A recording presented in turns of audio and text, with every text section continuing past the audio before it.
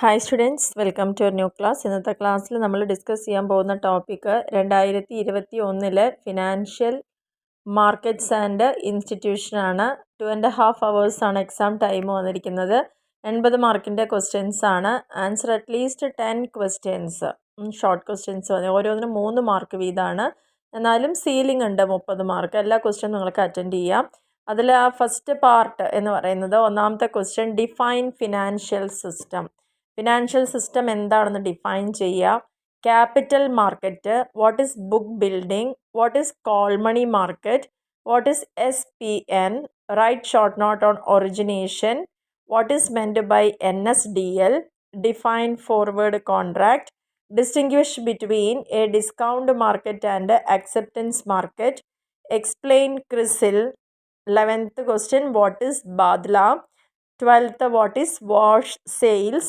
What do you mean by listing of stock exchanges? 14th question, what is ITM. 15th question, what is basis swap.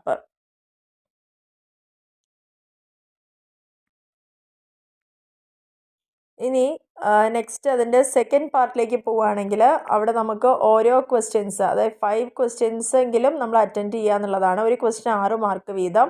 Overall ceiling 30 തന്നെയാണ്. നിങ്ങൾക്ക് എല്ലാ ക്വസ്റ്റ്യനും attend ചെയ്യാം. അതിൽ 16th question, what are the differences between investment and speculation. And 17th ക്വസ്റ്റ്യനിൽ what is future, explain its features. എന്താണ് future contract, അതിൻ്റെ features പറയാനാണ് പറഞ്ഞിരിക്കുന്നത്. 18th explain the benefits of depository system. 19th ക്വസ്റ്റ്യനിൽ explain the features of NSE. 20th question, explain various functions of SEBI. 21 what is certificate of deposits, explain its features. 22 distinguish between a money market and a capital market. 23th question, what is financial market and explain its classification. ഇത്രയാണ് part ബിയിൽ വരുന്നത്. Part സിയിൽ എന്ന് പറയുന്ന what is secondary market. essay question ആണ്. ഏതെങ്കിലും 2 question attend ചെയ്യണം. ഒരു ക്വസ്റ്റിന് 10 മാർക്ക് വീതമാണ് വരുന്നത്. അപ്പോൾ സെക്കൻഡറി മാർക്കറ്റ് എന്താണ്, അതിൻ്റെ various developments taken place secondary market, എന്തൊക്കെയാണ് ഡെവലപ്മെൻറ്റ്സ് സെക്കൻഡറി മാർക്കറ്റിൽ വന്നിരിക്കുന്നത് എന്നുള്ളത്. What is new issue market, അടുത്ത essay ആണ്. അതിൻ്റെ various methods, flotation, new issue സമയത്ത് ഫ്ലോട്ടേഷൻ വരുമ്പോൾ എന്തൊക്കെയാണ് അതിൻ്റെ വേരിയസ് മെത്തേഡ്സ് ആണെന്നാണ് ചോദിച്ചിരിക്കുന്നത്. 26th what is listing of security, എന്താണ് ലിസ്റ്റിംഗ് ഓഫ് സെക്യൂരിറ്റി, അതിൻ്റെ advantage disadvantages. 27th essay question, discuss the various kinds of financial derivatives and bring out their features. Different types of financial derivatives ആ 4 പറയാനുള്ളത്. അതിൽ അതിൻ്റെ features എന്താണെന്ന് ചോദിച്ചു. ഇത്രയാണ് നമ്മുടെ 2021 ക്വസ്റ്റ്യൻ പേപ്പർ വരുന്നത്. അപ്പോൾ ഇതിന് ഡീറ്റെയിൽ ആയിട്ട് നമുക്ക് എന്തൊക്കെയാണ് ഇനി ഓരോ പേജിൽ വരുന്നതെന്നുള്ള കാര്യങ്ങളൊക്കെ ഇവിടെ നോക്കാം. നമുക്ക് ക്വസ്റ്റ്യൻ പേപ്പേഴ്സിൽ ഇനിയുള്ള ക്വസ്റ്റ്യൻസ് ഒന്ന് ഡീറ്റെയിൽ ആയിട്ട് നോക്കാം. അതിൽ first question define financial system ആയിരുന്നു. അപ്പോൾ അതിൻ്റെ ആൻസർ വരുന്നത് നമ്മുടെ ചാപ്റ്റർ 1 ഫിനാൻഷ്യൽ സിസ്റ്റം എന്നുള്ളതിൽ തന്നെയാണ് ഇവിടെ ആൻസർ വന്നിട്ടുണ്ട്. അപ്പോൾ അതിലെന്താണ് ഫിനാൻഷ്യൽ സിസ്റ്റം എന്ന് 2 ടേംസായിട്ട് തന്നെ പറഞ്ഞിട്ടുണ്ട്. എന്തൊക്കെയാണത്? It includes all cash and credit transactions. ഒരു ഫിനാൻഷ്യൽ ഇൻസ്റ്റിറ്റ്യൂഷൻസും ഫിനാൻഷ്യൽ മാർക്കറ്റും ഒക്കെയാണ് നമ്മുടെ ഈ ഒരു സിസ്റ്റത്തെ സപ്പോർട്ട് ചെയ്യുന്നത്. അപ്പോൾ ഫിനാൻഷ്യൽ സിസ്റ്റം എന്ന് പറഞ്ഞു കഴിഞ്ഞാൽ അതിൽ മെയിൻ ഫിനാൻഷ്യൽ മാർക്കറ്റും ഫിനാൻഷ്യൽ ഇൻസ്റ്റിറ്റ്യൂഷൻസും ഉണ്ട്. അതിൽ ക്യാഷ് ഉണ്ട്, ക്രെഡിറ്റ് ട്രാൻസാക്ഷൻ ഉണ്ട്, and may be defined as a set of institution instrument market which encourage saving and channelise them to their effective use. എങ്ങനെയാണ് സേവിങ്സിനെ മൊബിലൈസ് ചെയ്യേണ്ടത്, മൊബിലൈസ് ചെയ്ത സേവിങ്സിനെ എങ്ങനെ ഇഫക്റ്റീവായിട്ട് യൂസ് ചെയ്യണം എന്നുള്ള കാര്യമാണ് പറയുന്നത്. അതുകൊണ്ട് തന്നെ ഈ ഒരു സിസ്റ്റത്തിൽ സേവ് ചെയ്യാൻ ആഗ്രഹിക്കുന്ന ആളുകളുണ്ട്, ഇടനിലക്കാരായി വർക്ക് ചെയ്യാൻ താല്പര്യമുള്ള ആളുകളുണ്ട്, മാർക്കറ്റ് ഉണ്ട്, ആൻഡ് യൂസേഴ്സ് ഓഫ് സേവിങ്സ്, ആ സേവിങ്സിനെ ഉപയോഗപ്പെടുത്താനുള്ള ആളുകളുണ്ട്. ഇത്രയും ചേരുമ്പോഴാണ് നമ്മുടെ ഫിനാൻഷ്യൽ സിസ്റ്റം എന്ന് പറയുന്നത്. ഇനി 2ാമത്തെ ക്വസ്റ്റ്യനിൽ വാട്ട് ഈസ് ക്യാപിറ്റൽ മാർക്കറ്റ്, എന്താണ് ക്യാപിറ്റൽ മാർക്കറ്റ് എന്ന് പറയുന്നത്. അത് നമ്മുടെ പേജ് നമ്പർ 46 വരുന്നത്.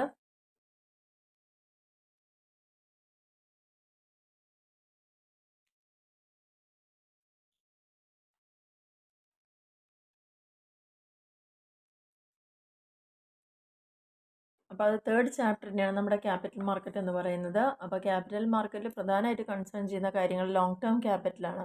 ലോങ് ടേം ക്യാപിറ്റൽ പറഞ്ഞു കഴിഞ്ഞാൽ നമ്മൾ അലോക്കേറ്റ് ചെയ്യുക ഫണ്ടുകൾ, സേവേഴ്സും യൂസേഴ്സിൻ്റെ ഇടയിലുള്ള ഫണ്ടുകൾ ലോങ് ടേമിലേക്ക് അലോക്കേറ്റ് ചെയ്യാനുള്ള ഫെസിലിറ്റികളുണ്ട്. ഫിനാൻഷ്യൽ ഇൻ്റർമീഡിയേഷനെ അത് പ്രൊവൈഡ് ചെയ്യുന്നുണ്ട്. ഐഡിയലായിട്ട് കിടക്കുന്ന സേവിങ്സിനെയൊക്കെ സൊസൈറ്റിയുടെ ലോങ് ടേമിലേക്കുള്ള പ്രൊഡക്റ്റീവായിട്ടുള്ള ഇൻവെസ്റ്റ്മെൻറ്റ് ഫംഗ്ഷൻ എല്ലാം ചെയ്യുന്നുണ്ട് എന്നുള്ളതാണ് പറയുന്നത്. ലോങ് ടേം ക്യാപിറ്റൽ മാർക്കറ്റ് ഏറ്റവും എളുപ്പത്തിൽ നമുക്ക് പറയുകയാണെന്ന് വെച്ചാൽ ന്യൂ ഇഷ്യൂ മാർക്കറ്റും ഉണ്ട്, സ്റ്റോക്ക് മാർക്കറ്റിൻ്റെയും എല്ലാ ഓപ്പറേഷൻസും ഡിനോട്ട് ചെയ്യപ്പെടുന്നുണ്ട്. ലോങ് ടേം പർപ്പസിലേക്ക് ക്യാപിറ്റൽ റേസ് ചെയ്യാൻ വേണ്ടിയിട്ടും ലോങ് ടേം സെക്യൂരിറ്റീസ് ഡീൽ ചെയ്യുന്ന മാർക്കറ്റുമാണ് ക്യാപിറ്റൽ മാർക്കറ്റ് എന്ന് പറയുന്നത്. ഇനി നെക്സ്റ്റ് ക്വസ്റ്റ്യനിൽ പറഞ്ഞിരിക്കുന്നത് വാട്ട് ഈസ് ബുക്ക് ബിൽഡിംഗ് എന്നാണ് മൂന്നാമത്തെ ക്വസ്റ്റ്യനിൽ പറഞ്ഞിരിക്കുന്നത്. അപ്പോൾ നമ്മുടെ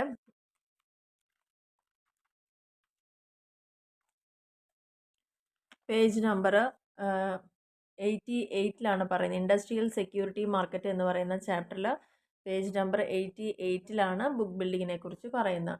ബുക്ക് ബിൽഡിങ്ങിൽ പ്രധാനമായിട്ട് പറയുന്നത് എന്താണെന്ന് വെച്ച് കഴിഞ്ഞാൽ ഒരു പ്രൈസ് റേഞ്ച് കണ്ടുപിടിക്കാൻ വേണ്ടിയിട്ട് കമ്പനീസ് ചെയ്യുന്ന ഒരു പ്രോസസ്സാണ് ബുക്ക് ബിൽഡിങ്. അതായത് പുതിയതായിട്ടൊരു ഷെയർ മാർക്കറ്റിലേക്ക് ലോഞ്ച് ചെയ്യുമ്പോൾ എത്ര രൂപയ്ക്കാണ് ആ കമ്പനിയുടെ ഷെയർ ആളുകൾ വാങ്ങാൻ റെഡി ആയിരിക്കുക എന്നുള്ളത് ആളുകളോ അവർക്ക് തന്നെ വിട്ടുകൊടുക്കുന്ന ഒരു പ്രോസസ്സ്. അപ്പോൾ അവരൊരു പ്രൈസ് റേഞ്ച് പറയുമല്ലോ, അതിലേറ്റവും കൂടുതൽ വരുന്നത് ഏത് റേഞ്ചാണോ അതിനെ അവർ സെലക്ട് ചെയ്യുന്നു എന്നുള്ളതാണ് പറയുന്നത്.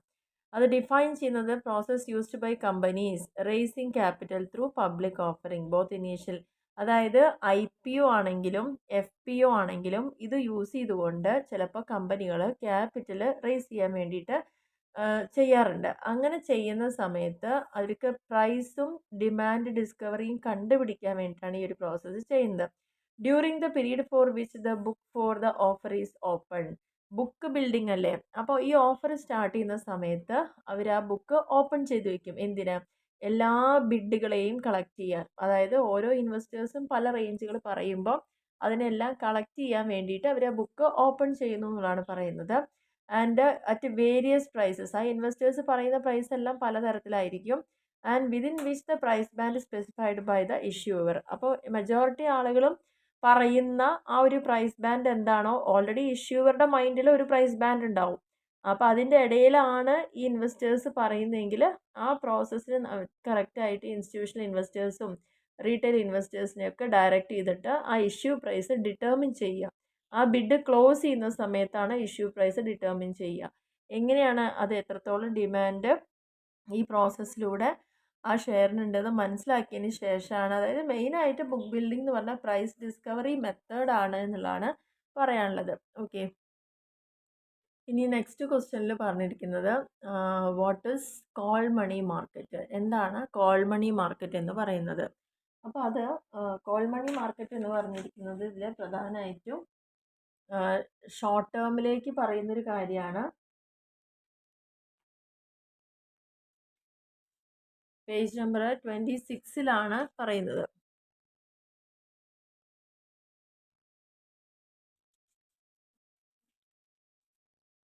നമ്മുടെ രണ്ടാമത്തെ ചാപ്റ്ററിലാണ് പ്രധാനമായിട്ട് മണി മാർക്കറ്റ് എന്ന് പറയുന്ന ചാപ്റ്ററിലാണ് കോൾ മണി മാർക്കറ്റിനെ കുറിച്ച് പറയുന്നത്. അതിൽ പ്രധാനമായിട്ടും മണി മാർക്കറ്റിൽ കൺസിസ്റ്റ് ചെയ്യുന്ന കുറച്ച് കാര്യങ്ങളെക്കുറിച്ച് പറയുന്നത്. അപ്പോൾ ഷോർട്ട് ടേമിലേക്ക് ഈവൻ 24 മണിക്കൂർ മുതൽ മാക്സിമം 7 ദിവസം വരേക്കുള്ള ആവശ്യങ്ങൾക്ക് നമുക്ക് ഫണ്ട് റേസ് ചെയ്യണമെങ്കിൽ വളരെ ഷോർട്ട് പീരീഡിലേക്ക് യൂസ് ചെയ്യുന്ന മെത്തേഡാണ് കോൾ മണി മാർക്കറ്റ് എന്ന് പറയുന്നത്. അപ്പോൾ ഇവിടെ നിങ്ങളോട് ചോദിച്ചു കഴിഞ്ഞാൽ എഴുതേണ്ടത് call money market very short term funds deal ചെയ്യുന്നു. അതായത് ഏകദേശം ഏറ്റവും ഷോർട്ട് പീരീഡ് എന്ന് പറയുന്നത് എന്താണ്, 24 മണിക്കൂർ മുതൽ മാക്സിമം 7 ദിവസം വരെയാണ് പറയുന്നത്. എപ്പോഴാണോ ആവശ്യപ്പെടുന്ന ആ സമയത്ത് അത് തിരിച്ച് അവരടയ്ക്കാൻ ബാധ്യസ്ഥരാണ്, അല്ലെങ്കിൽ ആ സമയത്തേക്ക് തിരിച്ച് വിളിക്കാനുള്ള റൈറ്റ് അവർക്കുണ്ട് എന്നുള്ളതാണ് പറയുന്നത്. ഇതിനാണ് കോൾ മണി മാർക്കറ്റ് എന്ന് പറയുന്നത്.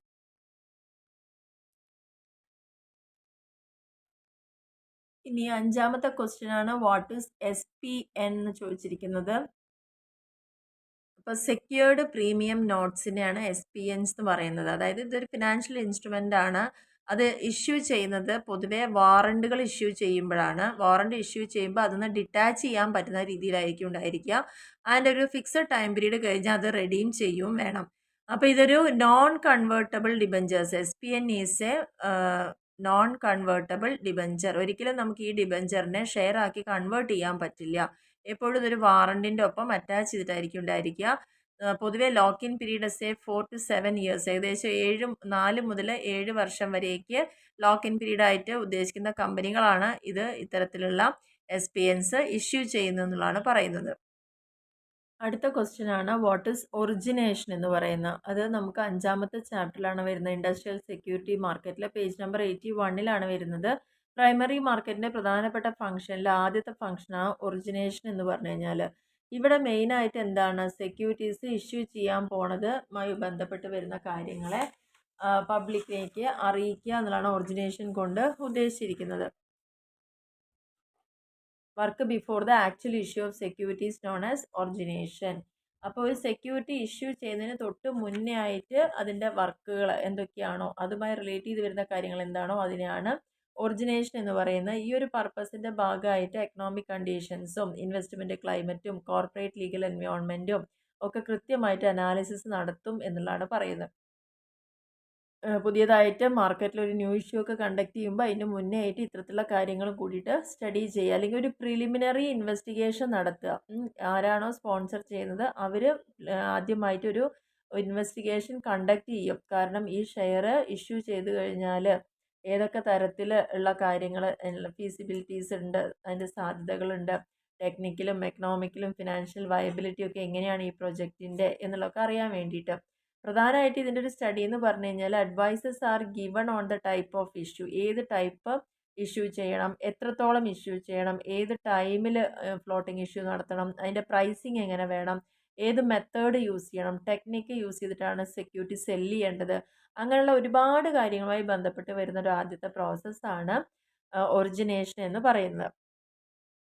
ഇനി 7ാമത്തെ ക്വസ്റ്റ്യൻ ആണ് വാട്ട് ഇസ് NSDL എന്ന് പറയുന്നത്. അപ്പോൾ അതിൽ നമുക്ക് പ്രധാനമായിട്ടും നോക്കാനുള്ള പോയിന്റ് എന്ന് പറയുന്നത് NSDLനെ കുറിച്ചാണ് അവിടെ പറഞ്ഞിരിക്കുന്നത്. NSDL എന്ന് പറഞ്ഞു കഴിഞ്ഞാൽ നമ്മുടെ സെക്കൻഡറി മാർക്കറ്റ് എന്ന് പറയുന്ന ചാപ്റ്ററിലാണ് പേജ് നമ്പർ 118 118 കൃത്യമായിട്ട് പറയുന്നുണ്ട് NSDL എന്താണെന്നുള്ളത്. അതായത് ലോകത്തിൽ തന്നെ ഏറ്റവും വലുതായിട്ടുള്ളത് ഒരു സ്റ്റോക്ക് മാർക്കറ്റ് തന്നെയാണ് NSDL എന്ന് പറയുന്നത്. ഗവൺമെൻറ് ഓഫ് ഇന്ത്യ ഇത് മെയിനായിട്ട് ഇൻട്രൊഡ്യൂസ് ചെയ്തിരിക്കുന്നത് 1996 ആൻഡ് ലാസ്റ്റ് നവംബർ 1996 അത് ലോഞ്ച് ചെയ്തിരിക്കുന്നത്. ഇവിടെ പ്രധാനമായിട്ടും ഇതിൻ്റെ വരവെന്ന് ഉദ്ദേശിച്ചത് dematerialisation routed to book entry based transfer of security and settlement of security traders. സെക്യൂരിറ്റിയുമായി ബന്ധപ്പെട്ട് വരുന്ന കാര്യങ്ങളൊക്കെ ഡീമെറ്റീരിയൽസ്ഡ് ഫോമിലാക്കാൻ വേണ്ടിയിട്ട് വന്നൊരു കാര്യം കൂടിയാണിത്. NSDL ഏറ്റവും one of the largest depository in the world 96 establish ചെയ്തു എന്നുള്ളതാണ് അവിടെ പറയുന്നത്.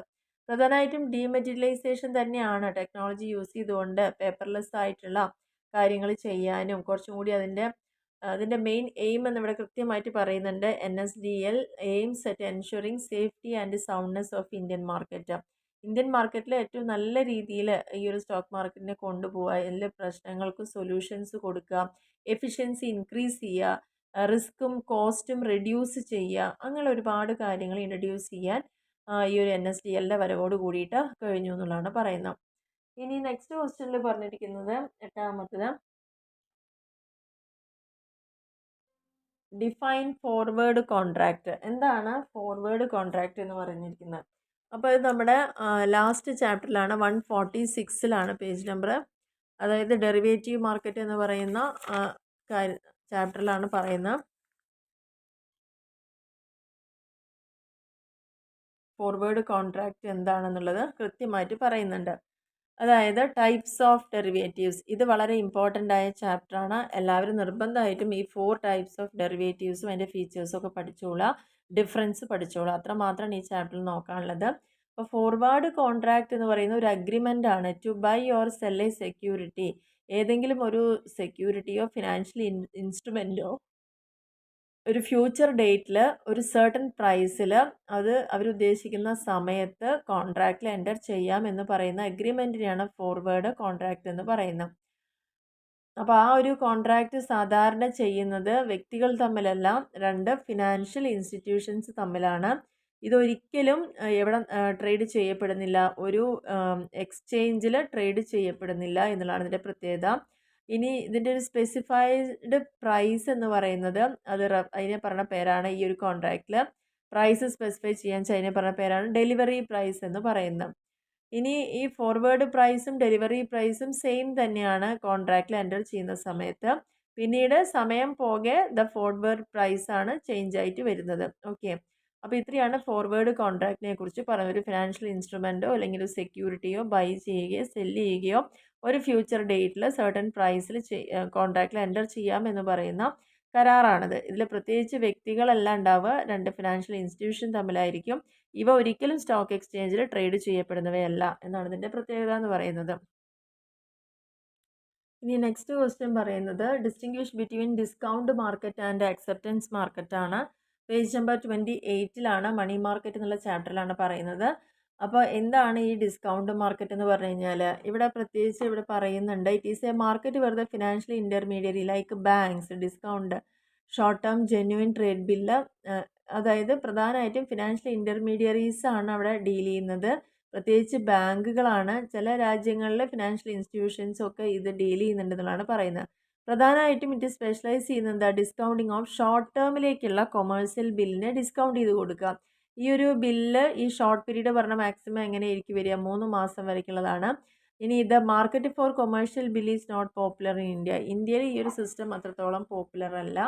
പിന്നെ ആക്സെപ്റ്റൻസ് മാർക്കറ്റ് എന്താണെന്ന് ചോദിച്ചിട്ടുണ്ട്. അപ്പോൾ ആക്സെപ്റ്റൻസ് മാർക്കറ്റ് ഇവിടെ കൃത്യമായി പറയുന്നുണ്ട്, ഫിനാൻഷ്യൽ ഇൻ്റർമീഡിയറീസ് ആക്സെപ്റ്റ് ജെന്യൂൻ ആയിട്ടുള്ള ട്രേഡ് ബില്ലുകളെ ഫിനാൻഷ്യൽ ഇൻ്റർമീഡിയറീസ് ആക്സെപ്റ്റ് ചെയ്യുക.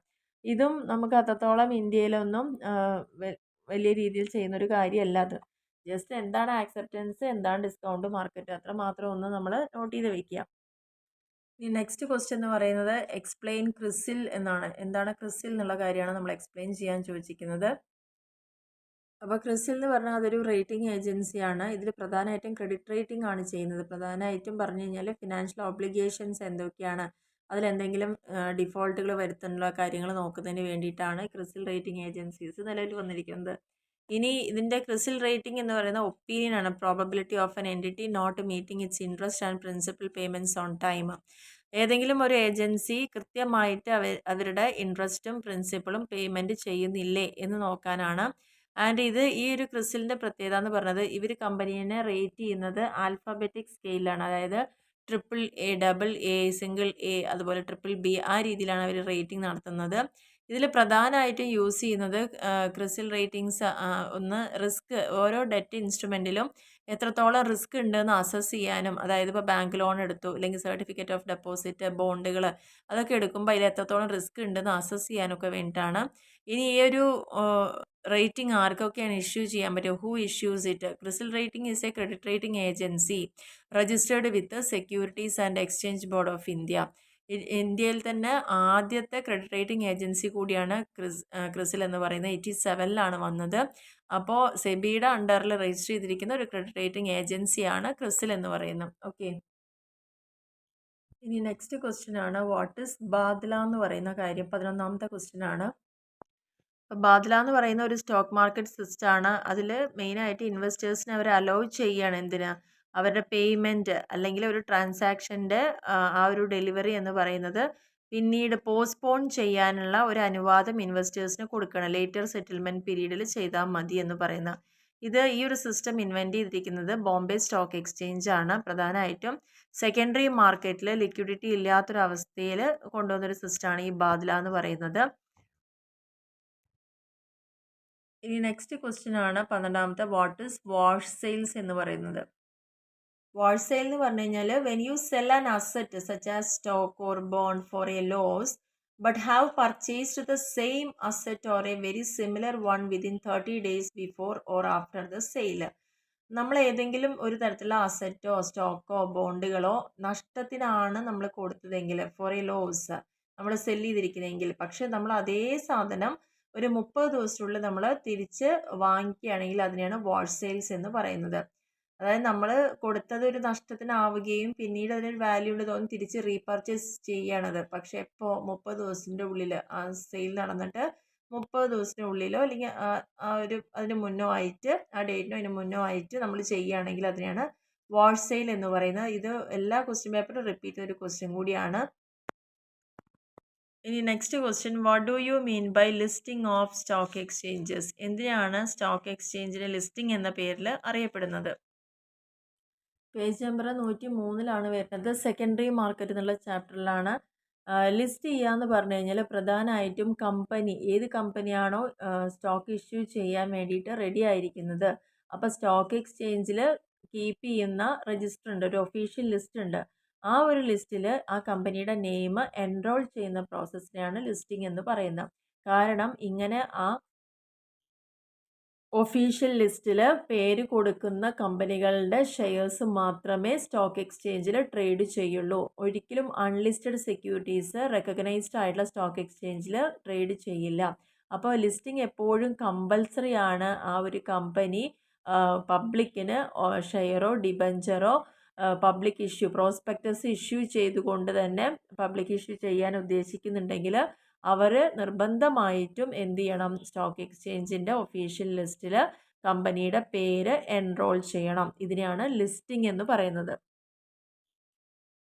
ഇനി നമുക്ക് അടുത്ത ക്വസ്റ്റ്യൻ എന്ന് പറയുന്നത് 14ാമത്തെ വാട്ട് ഇസ് ITM ആണ്. എന്താണ് ITM എന്ന് പറഞ്ഞു കഴിഞ്ഞാൽ, അതായത് ഇൻ ദ മണി എന്നാണത് ഉദ്ദേശിക്കുന്നത്.